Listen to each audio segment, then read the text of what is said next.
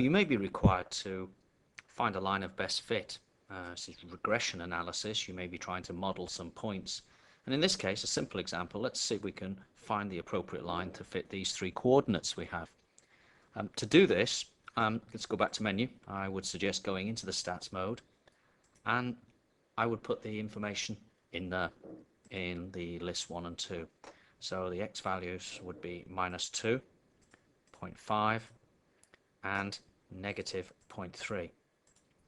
And the y values corresponding to those, -2 would be with 2, and with another 2, and with -0.72.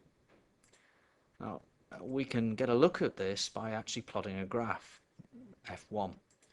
But go to settings first. Usually when you start your calculator up, the settings have that graph 1 is in fact a scatter graph, and that's what I want. But I'll reconfirm that here. Execute, and plot graph 1, and there's my 3 points. Now if you press calculate, the regression analysis will happen on that.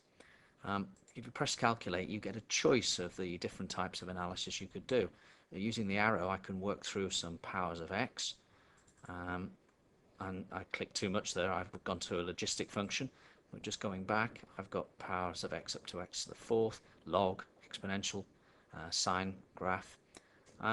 So let's choose, in this case, that looks like a quadratic shape. So I'm going to model it using a quadratic regression, and it comes out with that answer. So I already have an idea of what it should look like, so let's put the information down. It appears that my graph is equal to 2 lots of x squared plus 2.9 repeating, so that will round to 3x, plus an incredibly small c, and I think it's reasonable to assume that that's so small we can ignore it. Now I'd like to draw that as well. However, 2 options here. If I press copy, you should be able to get that into your normal graph function section of the calculator rather than the stats mode. Just let's go back to this anyway. I'll draw it for this occasion, and sure enough it's there. If we just go back through this option here and just move along and recalculate if you like. This time I'm going to press copy, and it's gone into the function here if I press execute.